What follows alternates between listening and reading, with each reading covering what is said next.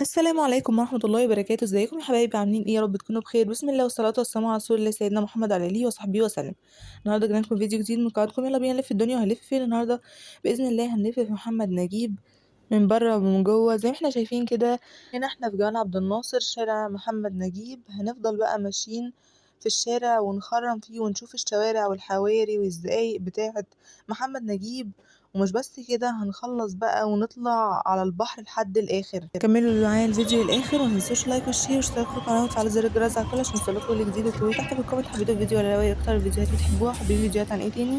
بس كده ويلا بينا نبدا الفيديو. طبعا محمد نجيب تعتبر ان هي تابعه لسيدي بشر، وهي تعتبر برضو منتزه اول. بنحاول قدر الإمكان نجيب أماكن جديدة، بنحاول نجيب أماكن وشوارع اسكندرية من جوه عشان نتفرج على اسكندرية كلها قدر الإمكان، ونلم أكبر قدر ممكن ونشوف الأحياء من جوه اسكندرية عاملة ازاي، عشان نتفرج على المحلات ونشوف إحساس الشوارع والناس كده والبيوت. ده غير بقى إن احنا دلوقتي في رمضان، فالأجواء بتكون غير، يعني اسكندرية دلوقتي الأحاسيس فيها مختلفة تماما عن أي وقت تاني. هنلاقي بقى مسجد الجهاد، هنلاقي الأولاد بيلعبوا في الشوارع والناس اللي بتدخل تصلي.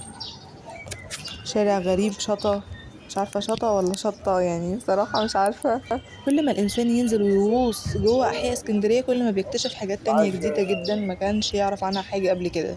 مش بس كده، عشان كمان اللي مسافر برا وسايب مثلا المكان او ليه ذكريات مثلا في شوارع معينة، نحاول قدر الامكان ان احنا نتطرق ونلم يعني اسكندرية قدر الامكان، يعني على قد ما نقدر، علشان برضو الناس تفتكر ذكرياتها والاماكن اللي كانت ساكنة فيها. والناس عموما بقى اللي بيحبوا اسكندرية وبيحبوا يتفرجوا عليها يشوفوا اسكندرية والأجواء الاسكندرانية والمصرية كده، والأحياء الشعبية والأحياء الراقية، والأجواء عموما في اسكندرية بيكون شكلها عامل ازاي. ان شاء ياريت الله. ما ننساش اخواتنا في غزة من دعائنا. خلاص يعني فاضل ما فاضلش للأسف الشديد. الواحد حزين على رمضان اللي خلص، يعني الواحد بيستناه فعلا من السنة، وبيحصل ان هو بيجي في لمح البصر وبيمشي بسرعة جدا.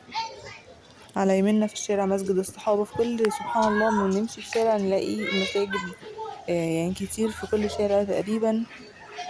الشوارع ما شاء الله لا قوة الا بالله مليانة بالخير والحاجات الحلوة. كل مكان هنلاقي فيه خضري فكهاني مش عارفة بقالة سوبر ماركت صيدلية، حاجات المهم الأساسية واللي يعني بتأهل المنطقة لأي حد يحب يسكن، أو مثلا حابب ينتقل في المنطقة هنا، مثلا مساكن في منطقة تانية في اسكندرية وحابب إن هو ينقل في مكان، فبيبقى ما شاء الله كل مكان حلو جدا. النهاردة ليلة ال29، كل عام وانتم بخير. خلاص خلص رمضان تقريبا، داخل علينا العيد.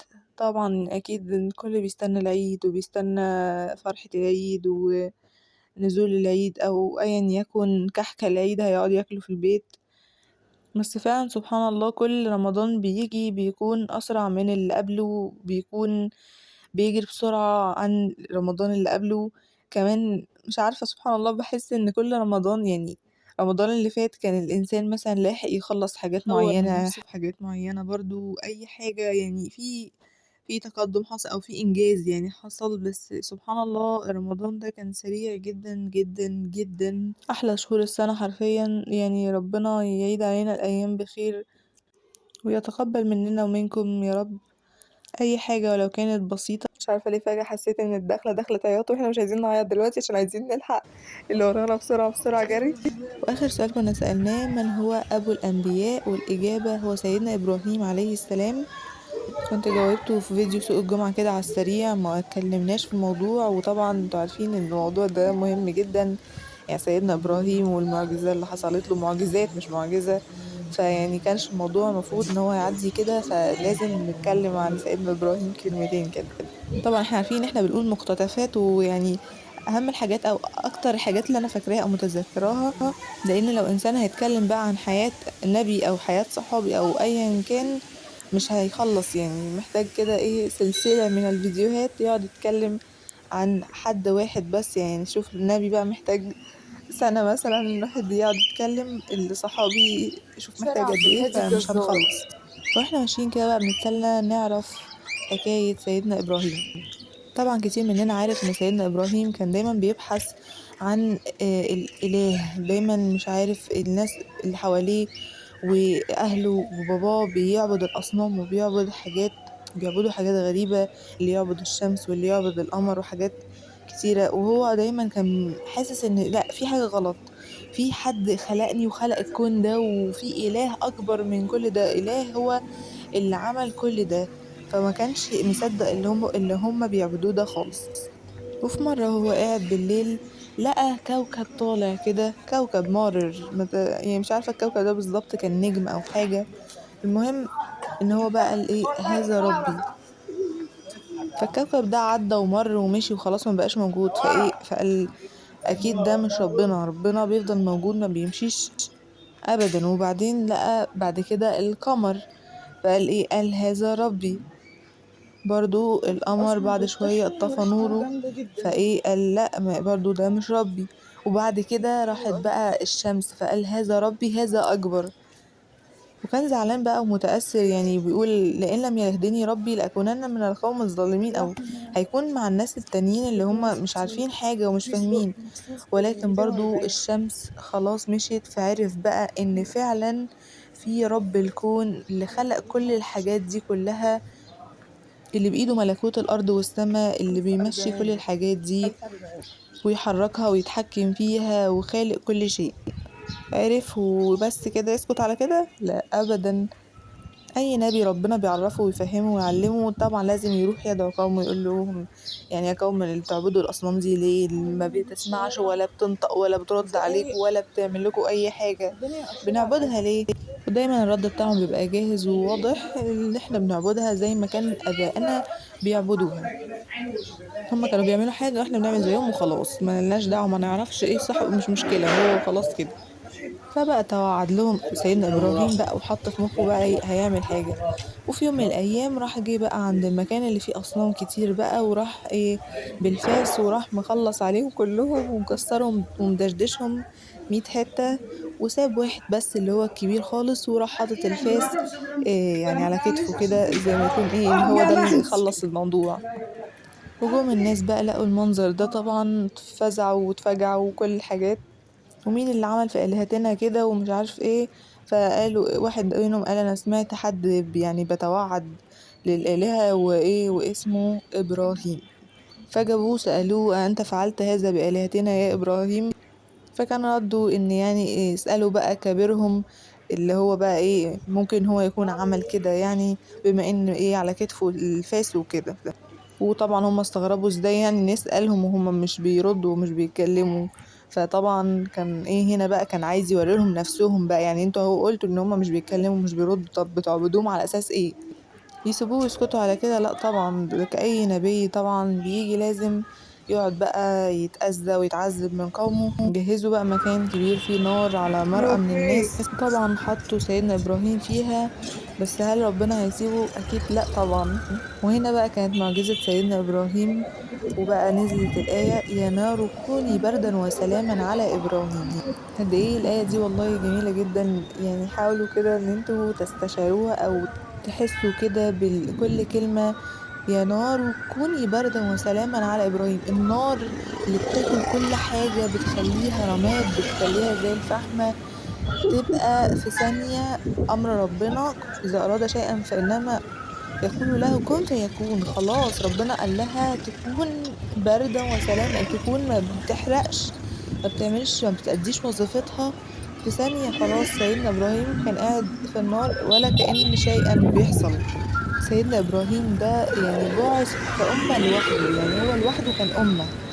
واتسمى أبو الأنبياء بسبب إن من نسله جه كل أو معظم الأنبياء، يعني في حوالي بيقال 8 أنبياء بس مش من نسله، ولكن معظم الأنبياء كانوا من نسله. يعني سيدنا إبراهيم طبعا ابنه سيدنا إسماعيل وسيدنا إسحاق. سيدنا إسحاق بقى جه من نسله سيدنا يعقوب وكل الأنبياء كتير وراهم. وسيدنا إسماعيل كان من نسله سيدنا محمد. طبعا احنا كده رجعنا تاني شارع محمد نجيب تاني من على البحر علشان برضو نشوفه، يعني احنا لفلفنا جوه وطلعنا تاني على برا علشان نكمل بقى لحد البحر. وعلى يميننا هو برضو ملعب رياضي بيتجهز او بيتعمل له يعني إعادة إعادة تجهيز يعني الملعب سيدي بشر ده. بس فأبو الأنبياء ممكن يتصور لنا العقل إن هو مثلا سيدنا آدم. لأ، سيدنا آدم هو أبو البشر، يعني هو أبو البشر كلهم، لكن أبو الأنبياء اللي هو جه من نسله أنبياء كتير واللي هو سيدنا إبراهيم. ولما ربنا رزقه بسيدنا إسماعيل كان عمره حوالي 86 عام، فاللي هو يعني معجزات ملهاش حل. المعجزة بقى التانية والكبيرة قوي برضو لحد دلوقتي يعني لينا عيد بسببها، واللي هي الأضحية. في ملعب هنا لما بيتجهز تاني لما وبيتظبط. سيدنا إبراهيم كل شوية يشوف في منامه إن هو بيذبح سيدنا إسماعيل، فراح قال له: يا بني إني أرى في المنام أني أذبحك فانظر ماذا ترى. ده طبعا في القرآن في سورة الصفات. واحد تاني بقى يعني بابا أو والده بيقول له كده، يعني أنا شايف كل شوية أشوف رؤية إن أنا بذبحك. يقول له: بس تستعيذ بالله من الشيطان الرجيم بس وما تاخدش في بالك. ممكن يقول له أكتر من كده بكتير، تذبحني إيه يا عم أنت. لكن طبعا الأنبياء والكلام ده كله ما في كانش فيه الحاجات دي أصلا، ما فيش مجال للنقاش. تخيلوا بقى كمية يعني الأدب والطاعة العمياء المطلقة. يرد سيدنا إسماعيل ويقول له إيه؟ يقول: يا أبت افعل ما تؤمر ستجدني إن شاء الله من الصابرين. يعني خلاص بقى ده أمر ربنا، هنعمل إيه؟ يعني هو ربنا كاتب كده رايد كده، هنعمل إيه؟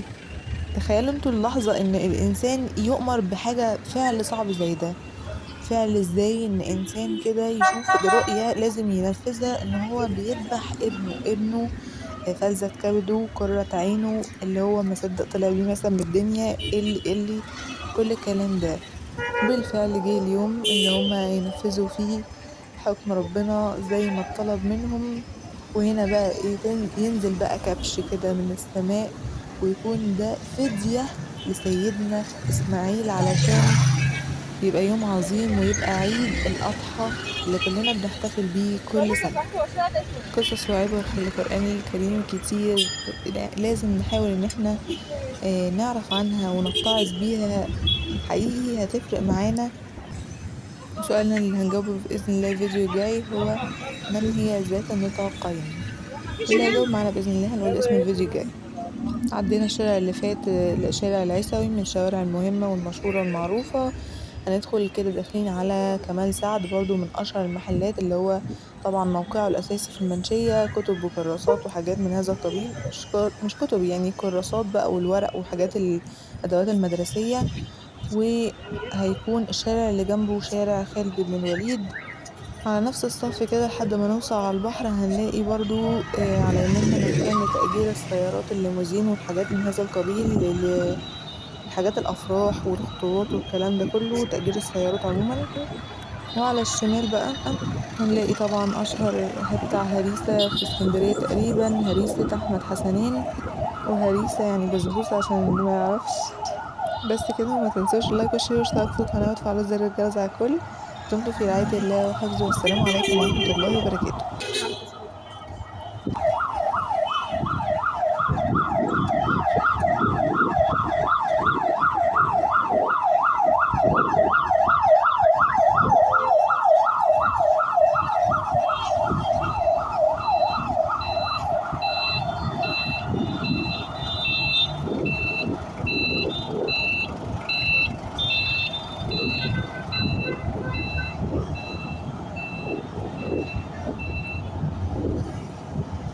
بس كده بدل ما